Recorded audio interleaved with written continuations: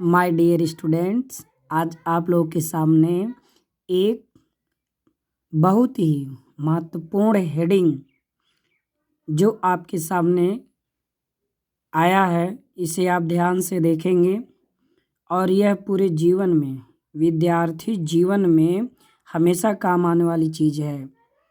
यह वीडियो छोटे से बड़े बच्चों को भी आवश्यक रूप से समझना ज़रूरी है।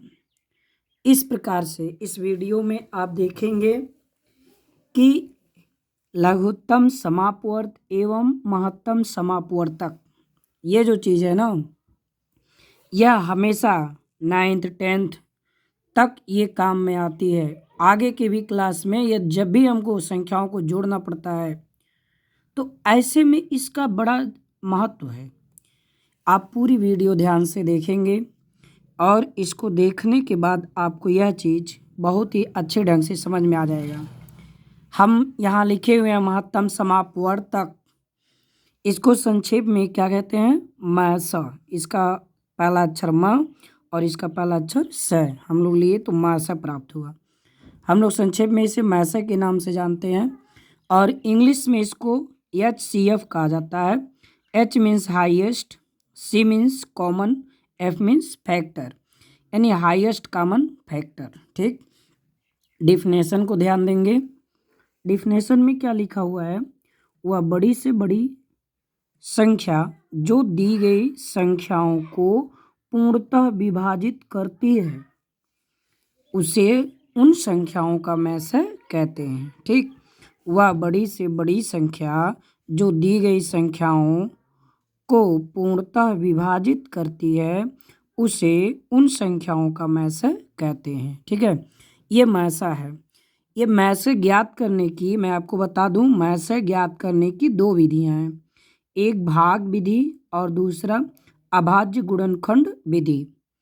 देखिए, बहुत डिटेल लिखना वीडियो लेंदी हो जाता है, बच्चे ऊब जाते हैं, इसलिए मेरी जो वीडियो रहेगी ना वो शॉर्टकट रहेगी और उसे मैं एक ट्रिक के माध्यम से छोटे तरीके से समझाने का प्रयास करूँगा। ठीक है, अब देखिए, पहली विधि भाग विधि, फिर अभाज्य गुणनखंड विधि। मैं दोनों विधि आपको समझाऊंगा। पहले मैं आपको एक एग्जाम्पल में, देखिए 15 18 का मैसे भाग विधि से ज्ञात कैसे करेंगे इसे मैं आपको समझाता हूँ। ठीक है, ध्यान से देखेंगे और मेरी एक रिक्वेस्ट है, यदि आप चैनल को सब्सक्राइब नहीं किए हैं तो सब्सक्राइब कर लेंगे, जिससे हम कोई भी वीडियो अपलोड करेंगे तो उसका नोटिफिकेशन आपको तत्काल मिल जाएगा और आप फिर उस वीडियो को भी देख सकेंगे। ठीक है, तो और इस वीडियो को अधिक से अधिक शेयर भी करने का प्रयास करें ताकि आपके माध्यम से आपके संपर्क में जो भी लोग हों वह लोग भी अध्ययन करें। ध्यान दें, 15 और 18 का मैसा हम लोग कैसे निकालेंगे भाग विधि से? बच्चों, आपको भाग तो आता ही होगा, भाग आता है तो आप भाग देने का, इसका पहला नियम ध्यान से सुनेंगे, इसका पहला नियम ये होता है, जो छोटी संख्या होती है उससे बड़ी संख्या में भाग देते हैं। ठीक, तो यहाँ सबसे छोटी संख्या क्या है? 15 माने 15। इसको डिवाइड करेंगे, से डिवाइड करेंगे, इसे हम डिवाइड करेंगे किसको? 18 को। किसको डिवाइड करेंगे? 18 को। इसे जब आप डिवाइड करोगे तो आप जानते हो, इसे डिवाइड करेंगे तो डिवाइड करने पर हमारे नहीं, भाग देने पर 2 बार पहाड़ा पड़ेंगे तो अधिक हो जाएगा, इसलिए हम लोग केवल एक बार। तो कितना आ गया? 15 घटा दिए, यहाँ बचा 3, ये हो गया कैंसिल। अब ध्यान दो, अभी तक जितना आपने भाग पढ़ा है उसमें आप क्या करते थे? ये शेषफल मानते थे ना। मैं एक थोड़ा सा इंटरेस्टेड पॉइंट आपको बताता हूँ, ऐसे समझिए कि ये 15 18 कोई दो व्यक्ति हैं, दोनों ने आपस में झगड़ा किया। झगड़ा करने के बाद जब इसके पार्टी आए, सब दोनों ने मिलकर अपनी पार्टी को बुलाया, झगड़ा हुआ, तो इसमें जब झगड़ा हुआ तो 3 लोग इसके बच गए। तो जो 3 बचे हैं वो भी कह रहे हैं भाई मैं भी झगड़ा करूंगा और तुम्हें भागना नहीं है। ठीक है, तो अब देखो ये 3, अब ये झगड़ा किससे करेगा? जो ये पार्टी है, इसने ही तो अन्य लोगों को इसे खत्म किया, तो 3 बचे। अब ये झगड़ा करेगा इससे, 15 से। यानी मेरे कहने का मतलब यह है कि डिवाइड करते समय जो शेषफल होगा उससे फिर डिवाइड इसमें करेंगे। तो 3 पचे 15, तो ये हो गया 0। कितना हो गया? ये 0 हो गया। देखिए यहाँ अब आप ध्यान देंगे, यह 0 होने के बाद अब आप इसे हल कैसे करेंगे, इसकी आंसर कैसे आए। अब आप इसका पूर्णतः हल अभी नहीं हुआ है। अब आप यहाँ देखेंगे, आपको ध्यान रखना है जो संख्या अंत में डिवाइड कर देगी ये तो विनर हुआ। झगड़ा इसी ने जीता है, मार के इसके सारे लोगों को ख़त्म कर दिया है। ठीक है, तो ये विनर कहलाएगा। क्या कहलाएगा? विनर, विजेता हो गया। तो ये जो विजेता होता है इसी को हम लोग मानते हैं क्या? मैसय। अर्थात जिसके द्वारा शेषफल शून्य आ जाए वही मैसय होता है।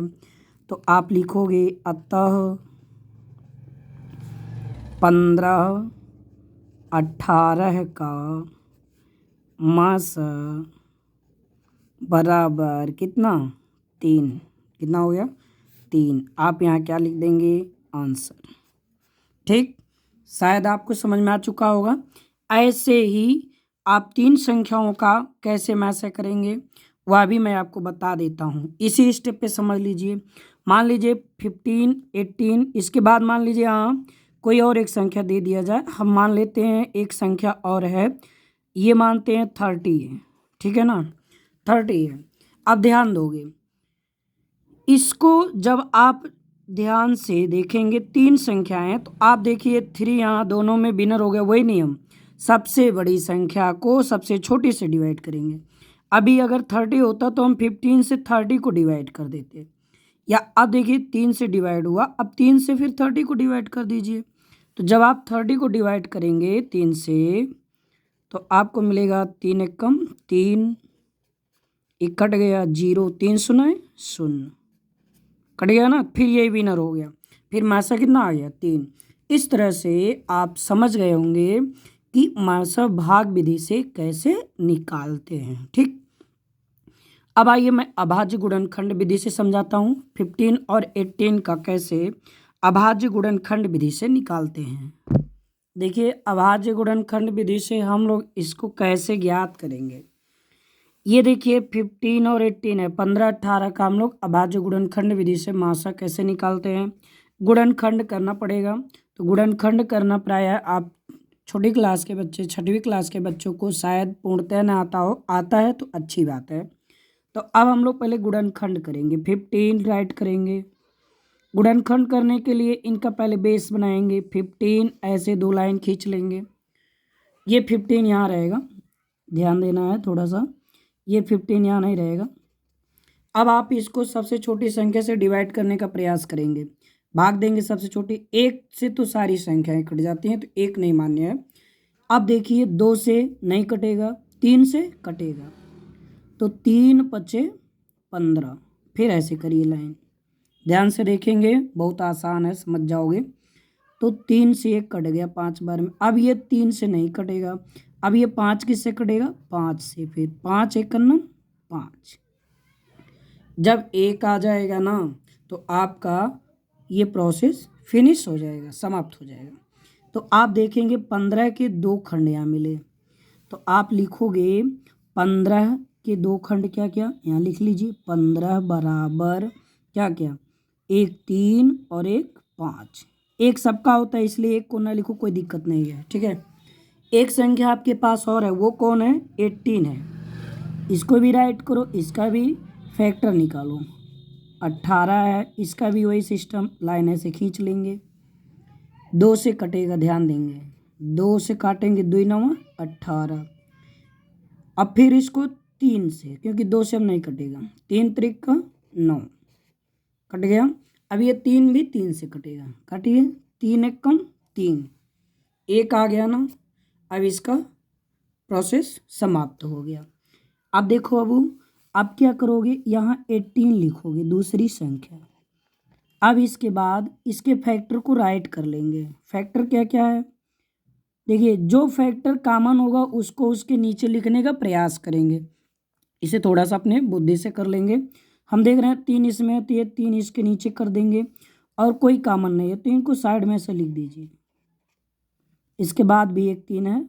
ठीक, आपने नाम पढ़ा कि इसका एक नाम है HCF। क्या नाम है? HCF। हाईएस्ट, हाईएस्ट माने सबसे अधिक।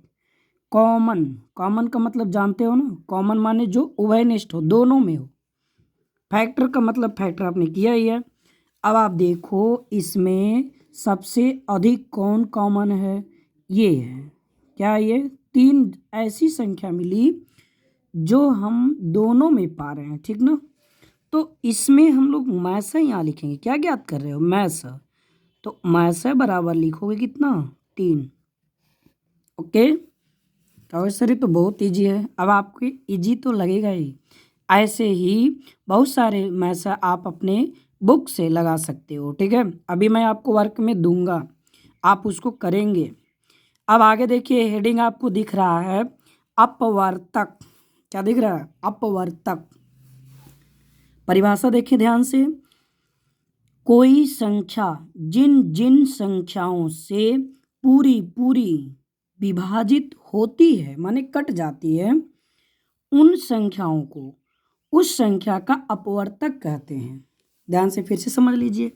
कोई संख्या हो, मान लीजिए, अभी मैं आपके सामने एग्जाम्पल लिखा हूँ, समझा दूंगा। कोई भी संख्या जितनी संख्याओं से कटेगी वो सब उसके अपवर्तक कहलाएंगे, ठीक है। देखिए संख्या हमने 2 लिया, आप जानते हो ना कि 2 1 से कटेगा। किससे कटेगा? 1 से। और किससे? 2 से। इसके अलावा ऐसी कोई संख्या नहीं है जो इसको काट सके पूरी पूरी, ठीक ना। अगला 6 है। 6 को कैंसिल करने के लिए कौन कौन संख्या? 1 2 3 6, 1 से कट जाएगा। एक चीज ध्यान दोगे, एक सभी संख्याओं का अपवर्तक होती है। नोट में यहाँ लिख सकते हो, एक सभी संख्याओं का अपवर्तक होता है। ये एक जो है ना, ये सबका अपवर्तक है, इसे आप ध्यान देंगे। अब देखिए 15 1 से कटेगा, 2 से नहीं कटेगा, 3 से कटेगा, 5 से कटेगा, 15 से कटेगा। ऐसे ही यहाँ 50 लिखा हुआ है। 50 देखिए 1 से कटेगा, 2 से कटेगा, 5 से कटेगा, 10 से कटेगा, 25 से कटेगा, 50 से कटेगा। एक चीज और ध्यान देना है, संख्या जो होगी वो अपना अपवर्तक खुद होती है। जैसे 2 है, 2 से कटा है, 6 से कटेगा, 15 है, 50 है, 18 है। जो संख्या होगी वो अपना अपवर्तक स्वयं होती है, यानी कोई भी संख्या खुद का अपवर्तक होती है। अपवर्तक का मतलब समझे ना, जिससे कटे, तो कोई संख्या खुद से तो कटेगी ही। ऐसे ही 18 है, 1 से कट गया, 2 से कट गया, 3 से कट गया, 6 से कट गया, 9 से कट गया और 18 से कट गया। समझ गए ना। अब आप आगे देखेंगे कि एक हेडिंग है गुणज। नोट मैंने लिखा है गुणज। यहाँ देखिए गुणज लिखा हुआ है ना। गुणज का 2 भाग करोगे तो गुण धन ज, क्या मिलेगा? गुण धन ज। तो गुण माने होता है गुणा करने से, ज माने उत्पन्न, ज माने उत्पन्न, ध्यान देंगे। ज माने उत्पन्न, आप इसको याद रख लेंगे। ज माने क्या होता है? उत्पन्न। ध्यान से देखो, ज माने उत्पन्न, माने प्राप्त या पैदा हुआ, ठीक है ना। ऐसे ही आप देखते हैं, जैसे आप लिख दिए जलज, जलज। जल में, ज माने उत्पन्न, जो जल में उत्पन्न हो वो क्या है? कमल। ये कमल का एक पर्यायवाची है। ऐसे पंकज, पंकज, पंक माने कीचड़, ज माने उत्पन्न, जो कीचड़ में उत्पन्न उसको क्या कहते हैं? कमल कहते हैं, ठीक है ना। तो ऐसे ही यहाँ भी ज का मतलब क्या हुआ? उत्पन्न। गुणा करने से जो उत्पन्न होगा उसको क्या कहेंगे? गुणज। ओके, चलिए आगे बढ़िए। उपनाम इसका याद रखोगे भाई, सबका एक उपनाम होता है। घर का नाम कुछ होगा, विद्यालय का नाम कुछ होगा, तो इसलिए ऐसी कुछ आपके बुक में हेडिंग मिल जाती हैं जिनका दो दो नाम होता है। तो गुड़ज का एक नाम है अपवर्त्य। क्या नाम है? अपवर्त्य। ये एक आपको याद करना पड़ेगा। अगर अपवर्त्य पूछेगा तो भी आप समझेंगे गुड़ज ही पूछ रहा है।